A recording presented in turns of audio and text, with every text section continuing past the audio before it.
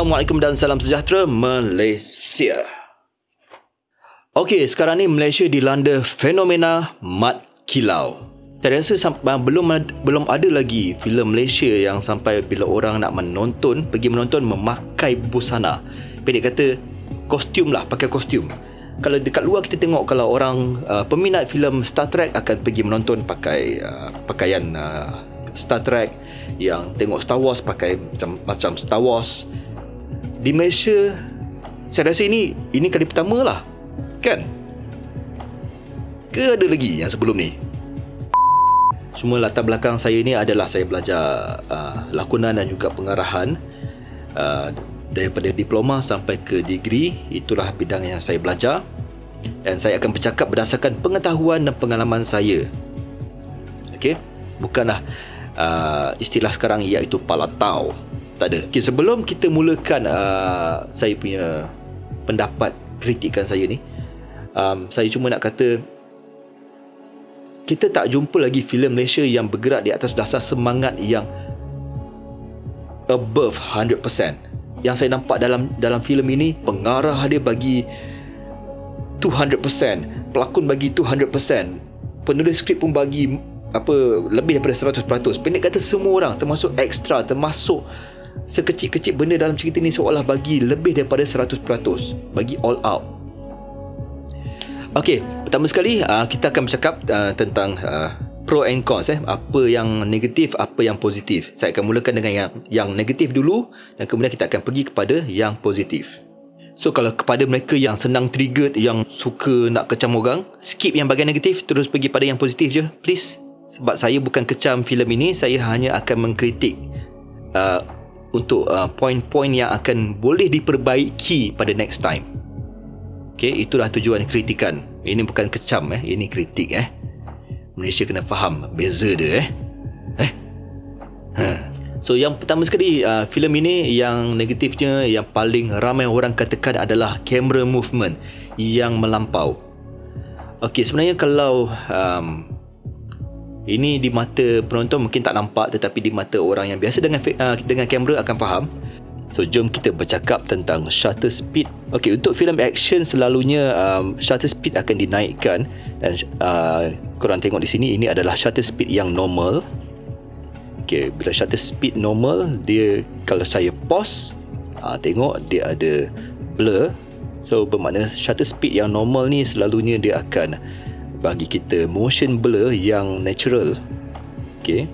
And kalau yang ini pula kita menggunakan shutter speed yang tinggi. Okay, nampak? And kalau saya pause, nampak? Kita bandingkan sebelah-sebelah. Untuk filem action, selalunya mereka menggunakan shutter speed yang tinggi supaya menampakkan pergerakan dia lebih sharp, lebih tajam, lebih orang kata laju lah, nampak macam impact gila lah. So, dalam filem Mat Kilau ni banyak menggunakan shutter speed yang tinggi. Bila digunakan di bahagian action akan nampak laju, mantap. Tetapi bila kita masukkan dengan camera movement yang, maaf saya kata, di mata saya nampak macam hampir tak terkawal, benda tu penat. Dia memenatkan mata. Tak tahulah kalau orang yang usia 20-an, mata dia orang masih fresh. Tapi untuk orang yang dah no comment. Okey, yang kedua adalah tentang audio. So, ini kita berbalik semula kepada poin saya, di mana saya katakan filem ini terlampau penuh dengan semangat. So, mungkin audio designer terlebih semangat. Bagi saya sayang, kita rasa rugilah pemuzik, komposer buat lagu background yang menaikkan semangat, yang bagi rasa. Pemuzik pun bagi rasa muzik yang di dalam cerita ini sangat menaikkan semangat, tetapi dia ditutupi oleh bunyi dusum-dusum. Dia memang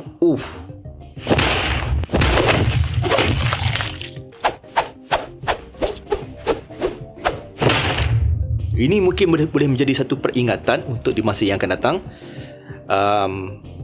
Saya faham nak naikkan rasa feel fighting tu semua, tapi jangan lupa untuk menghargai komposer, pemuzik yang bersusah-susah menyediakan muzik untuk dirasai oleh penonton. Kadang-kadang pergerakan dia agak simple, tapi bunyi dia melebihi daripada pergerakan tersebut.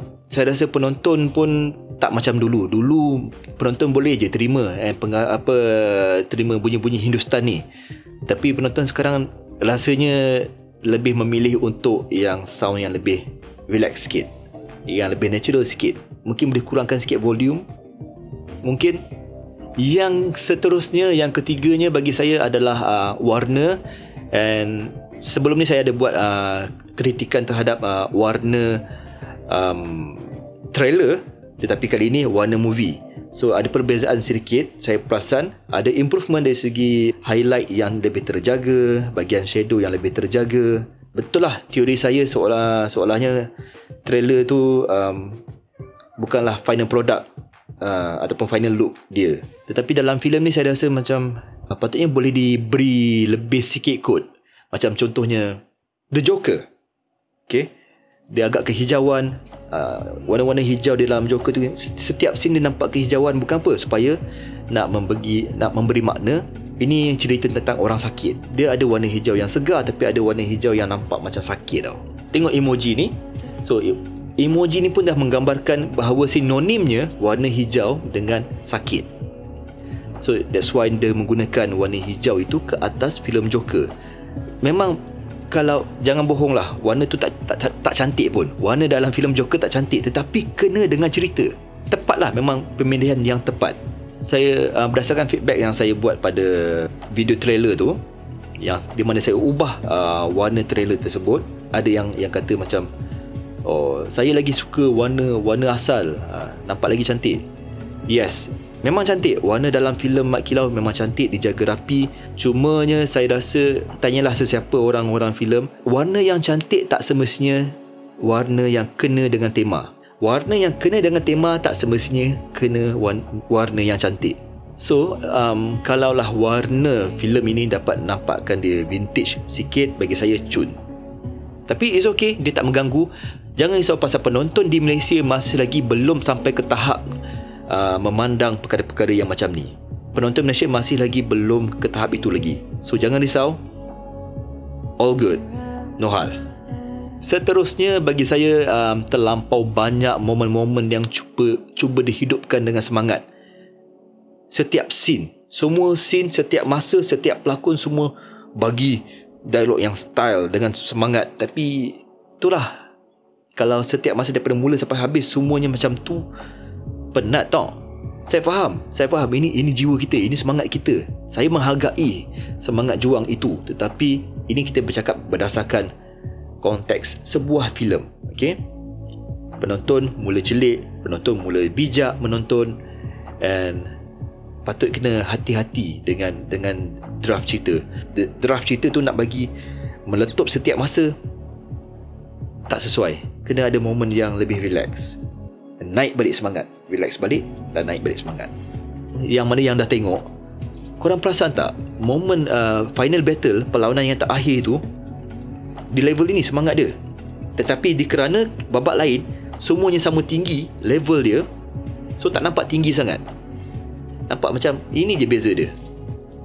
Tapi kalau ini relax, chillax dulu, and then bila nak naik konflik, naik, and then final battle tu boom, barulah terasa beza dia. Tapi ini bila setiap scene semua kita nak bawa powerful, yang bahagian yang patutnya jadi powerful nampak macam sama level. Faham tak? Ke korang tak faham apa benda yang saya cuba gambarkan ni? Sekarang ni bahagian yang positif. Saya mulakan dengan pengarah kita memang gila. Apa yang dilakukan oleh Syamsul ni, dia mencelikkan seluruh rakyat Malaysia tentang Mat Kilau. Orang daripada generasi sekarang, generasi saya confirm tahu. Confirm tahu. Millennial sekarang belum tentu tahu siapa Mat Kilau. So apa yang dilakukan oleh Syamsul ni, daripada orang tak tahu, orang jadi tahu. So bila orang dah tahu, so orang-orang yang waris Mat Kilau ke, ataupun geng-geng persatuan silat ke apa ke, sambut mereka-mereka yang baru kenal siapa Mat Kilau ni dan perkenalkan dengan cerita sebenar. So kita bekerjasama. Yang keduanya lakonan. Tak tahu, saya rasa apa yang Yang berlaku adalah mat kilau ni adalah premis kedai. Barangan yang dijual dalam ini adalah Wahid. Oh, seriously, Beto. Gua tak boleh lah sini gua tak boleh. Siapa yang dah tengok faham lah. Tak boleh lah sini memang. Tangisan yang tak terkata itu adalah tangisan yang paling pedih. Aku cakap ni pun aku dah mengemang balik. Okey lah, Alhamdulillah saya ada pengalaman pernah berlakon sekali dengan Beto di atas pentas sebuah teater arahan Namron yang bertajuk Tanda. And kami pernah dihalau panggung sama-sama kerana cerita Tanda tu agak kontroversi, pernah jadi kontroversi sekejap. Sebagai orang yang pernah berlakon sekali dengan Beto, apa kualiti yang Beto tunjukkan di dalam cerita ini adalah well expected, sangat-sangat dijangka. Memang itulah saya rasa Syamsul lebih nak jual watak Wahid ni. Mat Kilau ni hanya sekadar premis. So that's why saya nampak watak Mat Kilau pun watak dia agak relax kan, dengan semua orang. Dengan isteri dia relax, dengan tok guru dia relax, dengan kawan-kawan dia relax je. Tapi yang betul-betul kita nampak terampil siapa? Wahid. Macam contoh kita tengok cerita Green Mile, lakonan Tom Hanks. Okay? Watak Tom Hanks dalam Green Mile ni adalah premis. Watak yang nak dijual sebenarnya adalah watak ini. So siapa yang dah pernah tengok Green Mile pasti akan setuju tentang teori ini. Begitu juga yang berlaku dalam Mat Kilau. Mat Kilau adalah premis, jualan di dalam premis itu adalah Wahid. At least itulah yang saya nampak. Tapi itulah saya rasa lagi sikit aku nak bagi spoiler. Nasib baik aku sempat break. So memang saya balik rumah pun saya masih terkesan dengan watak Wahid. And kemudian kepada Fatah Amin, direct to the point, saya cakap dulu saya memang tak minat bro. Bukan tak minat orang, tapi tak minat lakonan. Tetapi apa yang dibuktikan oleh Fatah Amin di dalam filem ini, satu improvement yang jauh gila daripada saya tak pernah tengok lagi Fatah Amin di level ini. Saya mengandaikan apa yang saya lihat di dalam skrin adalah hasil kerja yang konsisten, kerja yang bersungguh-sungguh oleh Fatah Amin. And improvement Fatah Amin tu terlampau drastik. Improvement yang saya tak ready, macam ini ke Fatah Amin.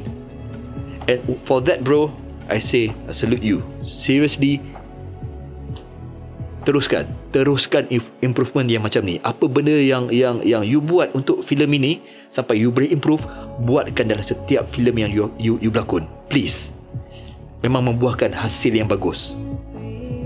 Selepas filem PGL, saya rasa kita tak dapat jumpa lagi filem yang betul-betul mencetuskan fenomena seperti mana Mat Kilau buat sekarang ni.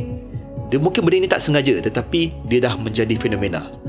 Dan Mat Kilau dah capai level fenomena. Dia dah mencetus satu fenomena baru. Rumuskan ke semua sekali, berbaloi menonton, kena tonton, wajib tonton.